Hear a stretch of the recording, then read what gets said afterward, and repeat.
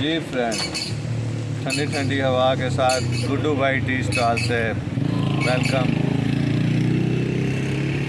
High school में जब हम पढ़ा करते होते थे तो बाज़ दफ़ा जो हमारे उस्ताद मोहतरम हुआ करते थे वो बग़ैर किसी वजह के हमारे ऊपर चढ़ दौड़ा करते होते थे। मतलब अच्छी खासी फेंटी और टुकाई लगा दिया करते होते थे। जैसे एक सुबह असम्बली के वक़्त मास्टर साहब को एक मोटी ताज़ी मक्खी तंग कर रही थी।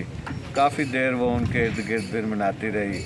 मास्टर साहब ज़ाहिरी बात है उससे इरिटेट हो रहे थे। सारे क्लासेस असम्बली में मौजूद थी, तो बस मास्टर साहब को और तो कुछ नज़र ना आया तो उन्होंने हमें फौरी तौर पे मुर्गा बनने का आर्डर दे दिया। ले जी, पूरा स्कूल सैकड़ों तलबा है और हम पूरा सेक्शन ने कान पकड़ा हुआ है।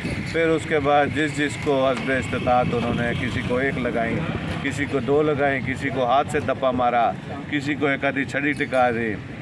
तो हम सब बजाय इसको इंसल्ट फील करने के हम सब एक दूसरे को मुर्गा बन के देख के मुस्कुराते रहे और उसके बाद रूटीन के तहत हम स्कूल में चले गए।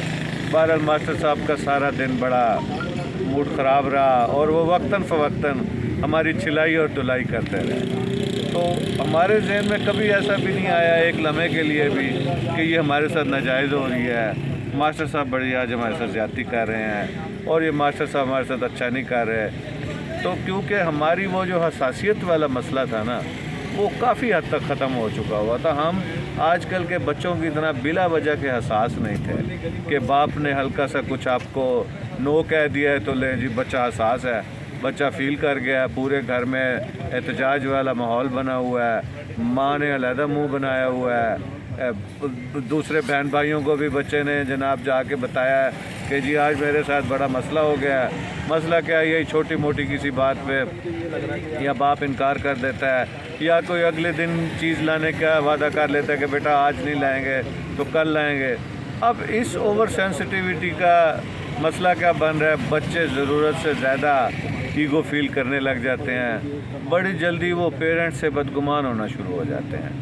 एक वो भी तो बच्चे थे जनाब अच्छी खासी जिनकी मौला बख्श के साथ टुकाई हुआ करती थी। अच्छा, दिन को स्कूल से टुकाई करा के शाम को आगे पेरेंट्स भी उनका अच्छा खासा फिर किसी छोटी शरारत के ऊपर अच्छा खासा इलाज कर दिया करते होते थे। लेकिन ना तो वो बच्चे सेंसिटिव थे, ना वो फील करते थे, ना उनकी ईगो हर्ट होती थी। वो हर दम हंसते मुस्कुराते भागते दौड़ते मिला करते रहते थे। तो बच्चों को भी हमें ये चीज़ अब समझानी चाहिए कि उल्टा माओं से मेरी ये दरख्वास्त है कि वो अगर बच्चा किसी बाप के किसी थोड़ी बहुत सख्त बिहेवियर के बाद रिस्पॉन्स इस तरह का देता है तो उनको ये समझाएं कि ये चीज़ भी लाइफ की ज़रूरी है।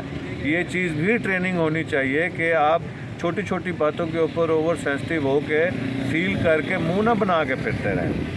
तो पेरेंट्स को भी चाहिए बच्चों के साथ अनड्यू तो ना करें, लेकिन थोड़ी बहुत इस चीज़ की ट्रेनिंग भी होनी चाहिए।